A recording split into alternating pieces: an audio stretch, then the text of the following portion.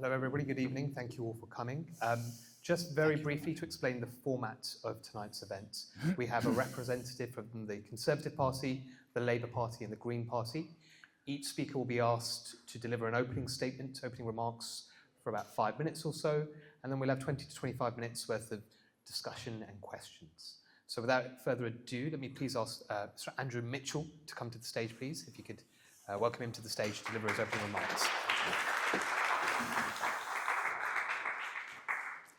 Well, good evening, everybody. It's a great pleasure to be with you. I've come straight down from the royal town of Sutton Coldfield, where I've been the Member of Parliament for 23 years, and I'm seeking re-election. It's a great pleasure to be here, and also that Catherine from the Labour Party, with whom I work, because this is an area where there is a lot of cross-party cooperation, is going to be speaking to you next. And I've answered debates on the issues we're discussing today in the House of Commons as the Deputy Foreign Secretary, and indeed 2 years ago I had an unforgettable holiday in Sri Lanka, which I enjoyed so very much.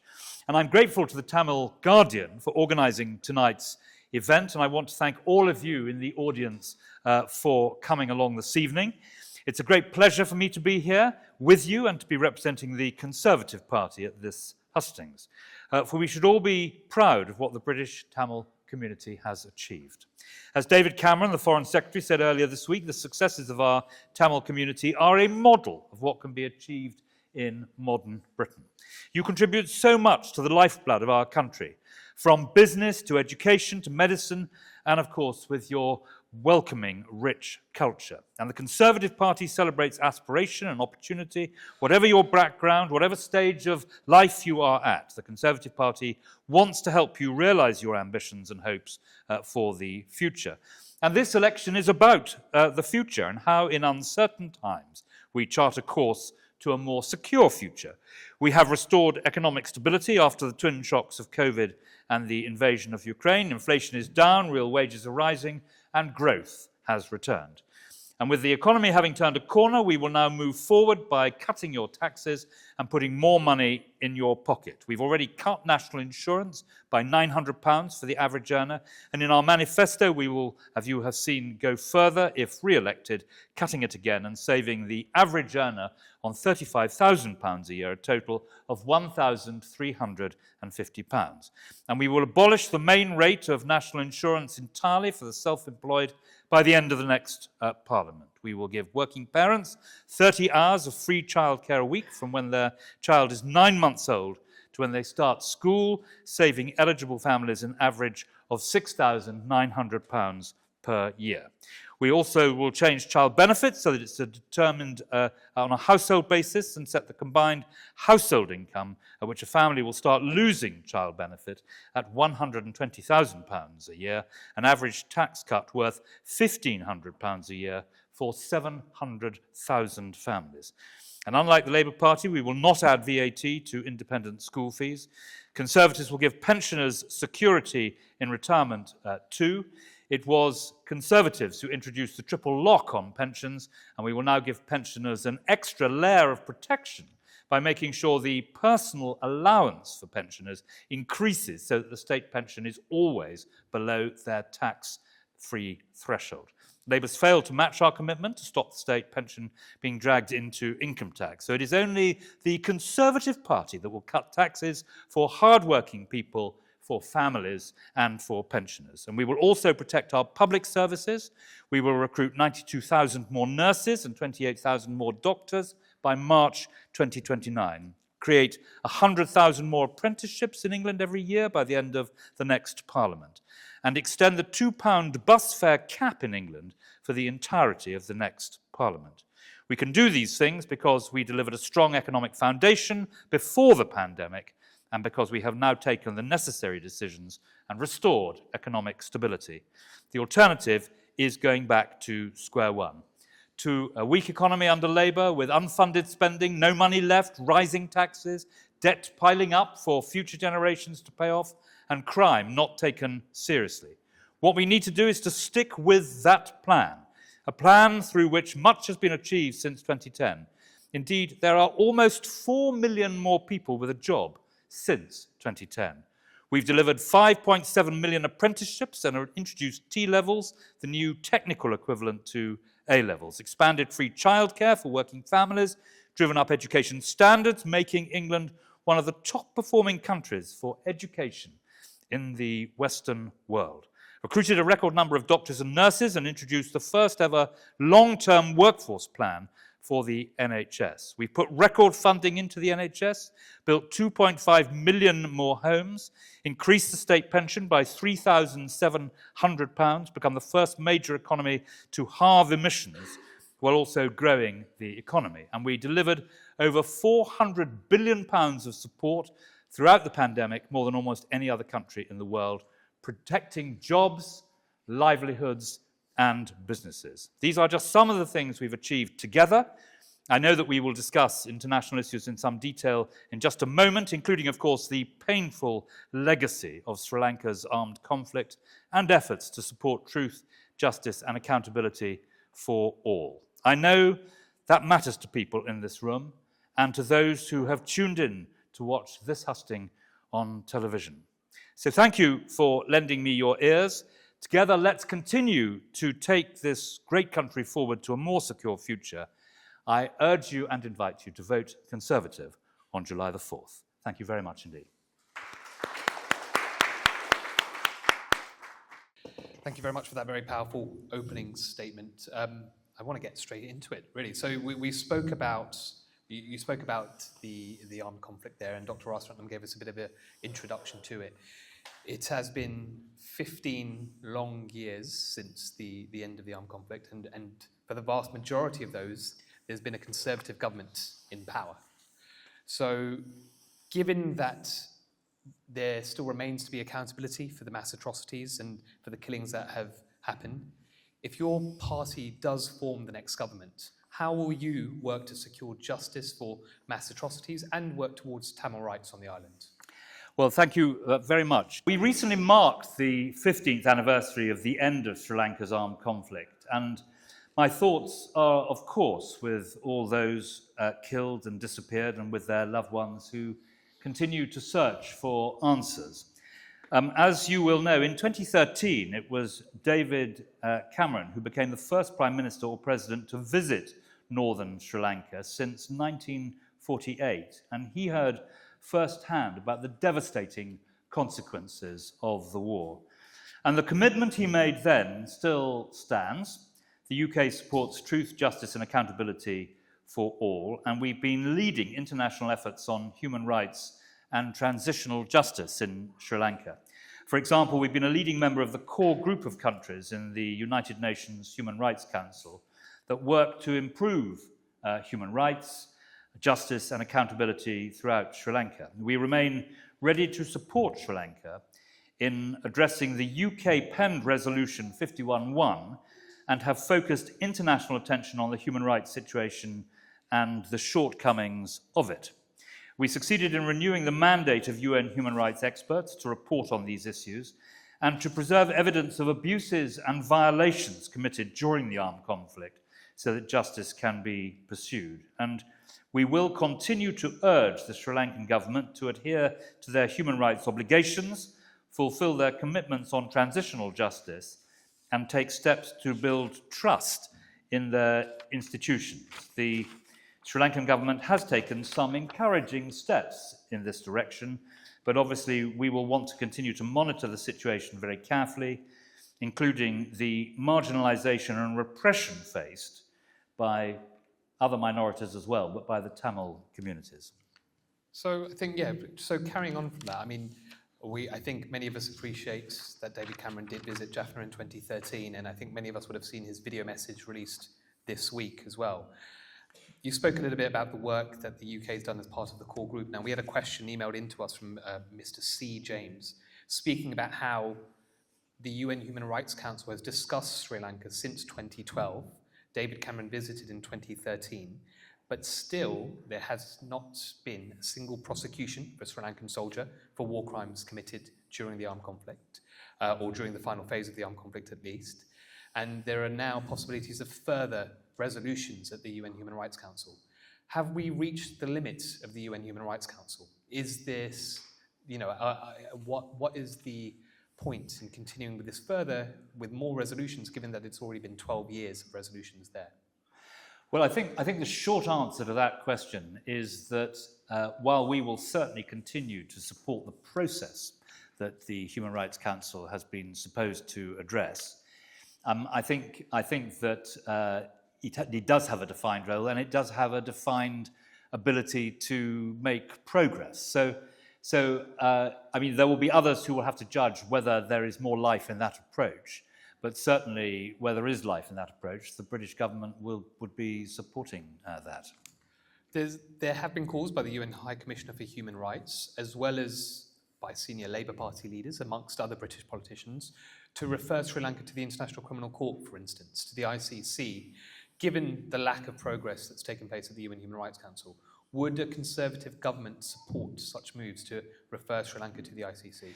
Well, it's a difficult thing to do because Sri Lanka is not a party to the Rome Statute, and therefore the ICC, the International Criminal Court, doesn't have jurisdiction to investigate the situation in Sri Lanka. The ICC could only exercise jurisdiction if the situation is referred to it by a United Nations Security Council resolution, or if Sri Lanka accepts the court's jurisdiction, which I would think would be very unlikely. I have to be honest that I don't think either of those things are likely to happen. I do not think this move would receive the support of the required Security Council members, and I don't think Sri Lanka would accept the court's jurisdiction. However, as I mentioned in my answer to the previous question, we do work through the UN Human Rights Council to help the process of truth and justice, and as I said, to every extent we can, we are committed to doing that. Would you not see value with the UK and Britain being a permanent member of the UN Security Council in raising it in that international forum regardless, given the fact that Britain can raise it? Britain is an influential voice on the global stage. So would not raising Sri Lanka on that kind of level send a powerful message, not least to those in Colombo, that the atrocities are being taken very seriously and are going to be discussed at the very highest levels? Well, you mean at the ICC or at the UN Security? So you mentioned getting to the ICC well, via the UN Security Council. We'd have to be able to persuade others that it was right to do so. And I can't say to you with certainty at the moment we would be able to do that. But clearly, we do have a special role as one of the permanent five, and we should always exercise that role whenever we can to drive resolutions that bring peace and harmony and deal with historic wrongs. So I guess to push on that a little bit further, would you see value in bringing Sri Lanka to the UN Security Council? The Secretary General of Amnesty International went to visit Mullawaikal, the final site of the armed conflict and where the massacres took place earlier this year, and she said, the matter should be raised at the UN Security Council, even though it's been 15 years. Do you think it's something that the UK would be willing to do if the Conservative government was in power? Well, we could certainly look at it, and if members of the Tamil community here pressed us to do so, we certainly would. I mean, obviously it competes with an enormous number of other issues, so there needs to be a specific hook to do that. But we would certainly continue to look hard at any measure that was likely to contribute to reconciliation and resolving what I set out in my opening remarks is a tense and difficult situation. So looking a little bit at Britain's relationship with Sri Lanka in particular then, so we know that the United States and Canada have placed sanctions on individuals accused of war crimes, certain military commanders. Canada has actually sanctioned both former presidents as well. Why has Britain not taken those steps? Well, sanctions are one of the responses in the diplomatic toolkit that the UK can use to tackle serious human rights violations and abuses. And as you would rightly expect, we do, in the government, keep our entire sanctions regime under review.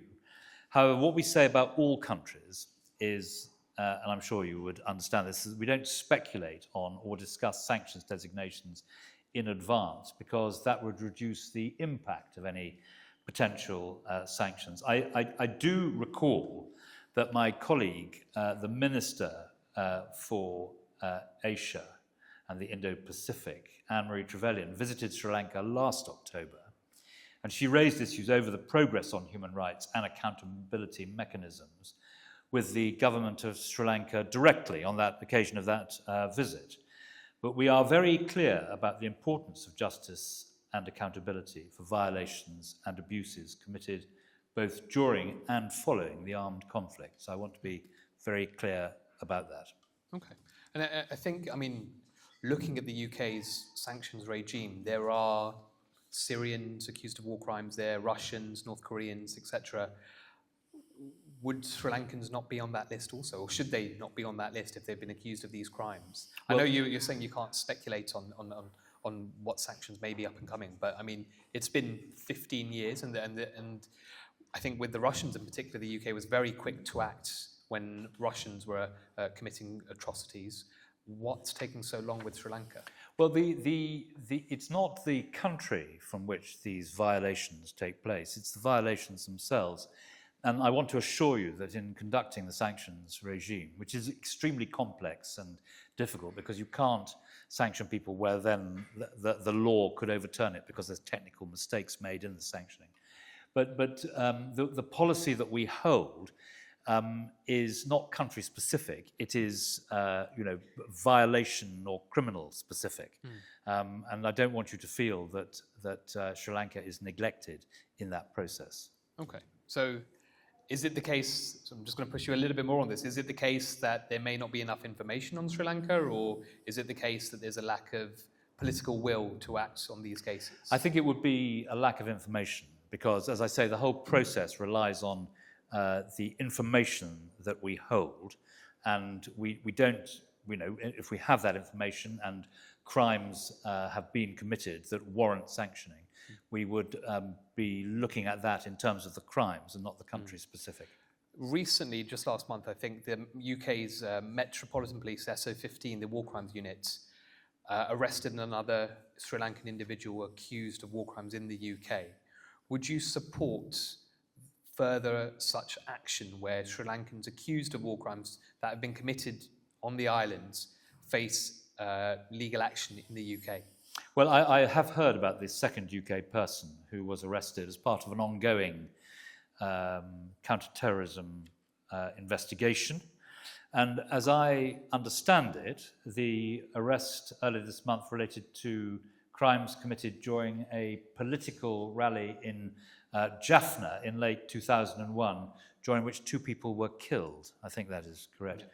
The police are, as you'll understand, in this country, independent of politicians, and they will make their own decisions based on the information they have. And politicians and ministers should never be involved, in my opinion, in that process. And I'm not privy to any details of that. So I don't think it would be helpful, or indeed right, for me to speculate about where the investigation may go next. But it is clear that the police are taking this investigation very seriously, and that is absolutely the right thing to do. Would you support such action and prevent the UK being a haven for Sri Lankan war criminals in that sense? Yes, we should never be a haven for war criminals, but it is a police matter to bring them to account. And as I say, you do not want, in my submission anywhere in the world, ministers being responsible for that. It is a matter for the criminal justice system to do so. But certainly there is no protection for anyone who commits those crimes from wherever they come in Britain, and the British justice system should pursue them equally to accountability. And looking further on Britain's relationship with Sri Lanka then, would you support, given the fact, I mean, look, there have been several UN resolutions and Sri Lanka has made very clear through successive Sri Lankan governments that they are not going to comply with any sort of international accountability mechanism. There has been literally no justice, I think, for crimes committed during that period. Given the fact that Sri Lanka, as Dr. Rasnam said, has built this current status on denial, would you support things like wider economic sanctions, government to government, country to country, on the Sri Lankan state, given that there are still preferential trade preferences that Sri Lanka receives, close economic ties, is that something that you would support as part of a Conservative government, so wider sanctions, not just targeted individuals? I don't think we would see it as appropriate to impose trade sanctions. I think it is the other mechanisms which we've been talking about which are the right way to pursue this. Trade sanctions, you have to be very careful, I think, about that. We obviously, in the case of Russia, Russia has invaded a neighboring state, has butchered its citizens, bombed its infrastructure, and it's killing its people. That's a different matter. But I think in general, the danger of trade sanctions is they hit the poor in a country as well, and they should therefore be avoided. But it is the other mechanisms of accountability that we've been discussing which are the right way to pursue that point. Okay. And I think if we look at what's happening with different governments around the world, the Canadian Parliament recently passed a resolution of, well, it's been a few years now, recognising May 18th as Tamil Genocide Remembrance Day. That's the day that's been marked by Tamils around the world to remember the over 150,000 Tamils that were killed in that final phase of the armed conflict. Would a Conservative government support a similar move in Britain's Parliament to recognise the genocide that took place? Well, remembrance is clearly incredibly important, both in Sri Lanka and here in the UK, and indeed all around the world. Although we don't have a specific designated National Day of Remembrance here in the UK, as I mentioned earlier, to mark the 15th anniversary of the end of the armed conflict, the Foreign Secretary released a statement on the 18th of May. And on that day, I was certainly thinking of those killed and disappeared, and with their loved ones who continued to search for answers. We will also continue working with our partners to support meaningful progress that will allow those still in Sri Lanka to remember their loved ones freely.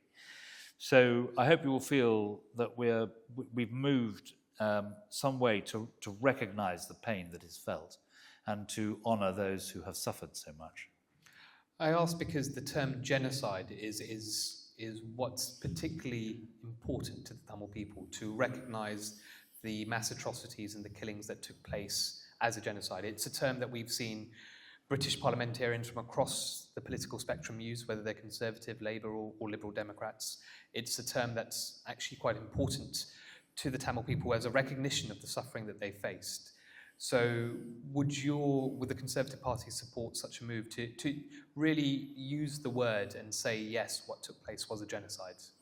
Well, I've, over many years, been involved in memorialising the Holocaust, and also very involved in issues of the Rwandan genocide, where 1 million people lost their lives in just 90 days back in 1994.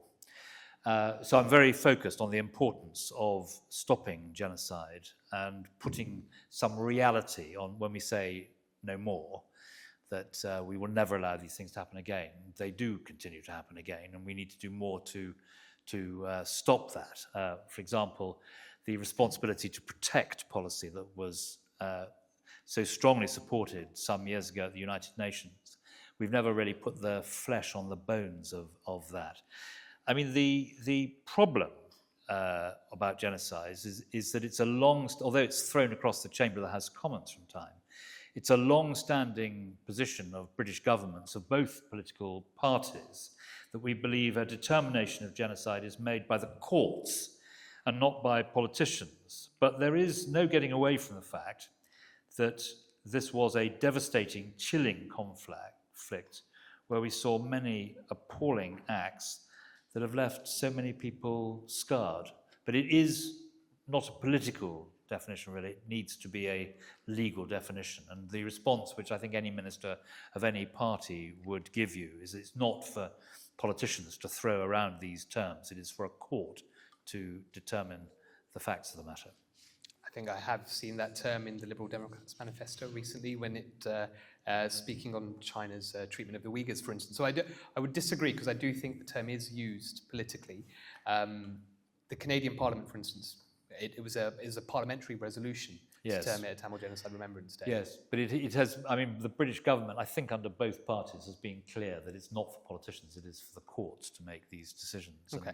And I support that, actually, because otherwise you could devalue the, and I'm certainly not saying this is the case in respect to the Tamils, but if it's not held to a very high legal base, then I think you could end up devaluing the appalling nature of genocide by not using the term in a universally legally accepted way. So I do think there's some merit in that, but I say that without in any way diminishing, as I say, the appalling situation which took place and which many people here will recall every day of their lives. I want to move on next to the treatment of Tamil asylum seekers. Now, unfortunately, Tamils are still facing persecution in Sri Lanka. Tamils are still fleeing the islands, and there are Tamils currently being detained in Diego Garcia. In fact, Tamil asylum seekers were some of the first to be sent to Rwanda, not under the current scheme proposed by the Conservative government, but the BBC had a very powerful piece last week about Tamil asylum seekers in Sri Lanka and some of the treatment they faced. What would a Conservative government do to ensure that Tamil asylum seekers are not deported back to danger in Sri Lanka? Well, to the specific point about Tamil asylum seekers, we are a compassionate country, and we have indeed rightly taken in Tamil refugees over the years, including during the years of the armed conflict. When it comes to asylum applicants, all asylum applicants have their situation looked at very carefully on a case-by-case basis. And clearly it's important that the right decisions are made for individuals.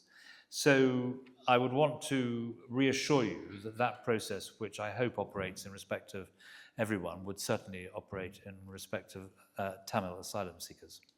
Given the ongoing human rights violations that are being reported, there have been reports by different NGOs, and the UN High Commissioner for Human Rights recently spoke about ongoing abuses taking place in Sri Lanka. Do you think it's safe for Tamils to be deported back there? I would have thought not, but again, there is a process which goes on, which rightly should take its course. But I'm not aware of any deportations of Tamils which have taken place. Okay. And then looking at kind of longer-term solutions to the island's ongoing ethnic conflicts, what is the way forward here? What do you see, and what does the Conservative Party see as the way forward to solve this decades-long issue in Sri Lanka? So you mean whether there should be a mechanism of self-determination? Exactly that. So, I guess, to put it bluntly, would you support the Tamil people's right to self-determination? And on top of that, just a second part of it, there was a resolution introduced into the US Congress last month, which calls for an independence referendum for the Tamil people as well. It's got the backing of at least 9 US Congress members, and that's growing all the time, I've been told. Would you support such a move? Would you support self-determination? Do you think things like independence referendums, which are, can be internationally monitored, are the way to go? Well, I do know that some Tamils do seek a referendum on independence from Sri Lanka. But you'll understand that as a government minister, I have to be very careful about taking a position on the sovereign decisions of another country regarding its own territory. And that applies from Sri Lanka to Spain. So I'm sorry, I can't really give you the kind of answer that you may be hoping for on this particular point. But I'm sure you'll appreciate why, as a minister, I'm in a slightly different position from the people in Congress to whom you referred. In the immediate term, we are committed to playing our part to help improve the situation in Sri Lanka today, and we fund an £11 million programme in Sri Lanka that helps address the legacy of the conflict. It helps to support civil society and democratic processes and promote gender equality. And also, one of the direct inputs of that programme is to try and reduce inter-community tensions. So I can't really be as helpful as you would wish on the specific point that's come up in the American Congress. But I hope you'll feel that we are doing our bit as a parliament and as a government to help on some of these very difficult issues. How about for Tamil self-determination? So the right, essentially, for Tamils to choose how they are governed.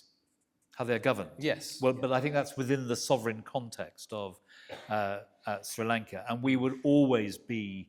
We do an enormous amount of work in various parts of the world on conflict resolution and try to stop conflict starting. Once it's started, stop it, and once it's over, reconcile people, which actually was the reason I first went to Rwanda, to see how you do embed reconciliation. So in terms of those sorts of mechanisms, Britain is, I think, a world leader in trying to help communities within countries deliver that sort of reconciliation. And I think finally, just to say, I mean, over the last 14 or 15 years since the genocide and 14 years of Conservative government, I think very few Tamils in this room would think that there's been much progress in Sri Lanka in terms of on those issues of justice, accountability. There are families of the disappeared still searching for their forcibly disappeared loved ones. Many members of these protests are dying without ever knowing what happened to their loved ones. Do you think there's been progress in Sri Lanka? And what will you do, if elected, if there is a Conservative government, to actually tangibly make sure? Because we've heard how the Conservative government is supporting all of these rights, but apart from the UN Human Rights Council's mechanisms, what is going to happen? What will the Conservative Party do? Well, I've tried to sketch out some of the things that the Foreign Secretary David Cameron has done, in particular the May commemoration. Also the work that the Minister for the Indo-Pacific has done within Sri Lanka, and the work that we have done on reconciliation through the £11 million fund that, and the operations of that inside Sri Lanka. So we are very committed to trying to make progress. We recognise the desperate legacy from the violence and the war that took place there.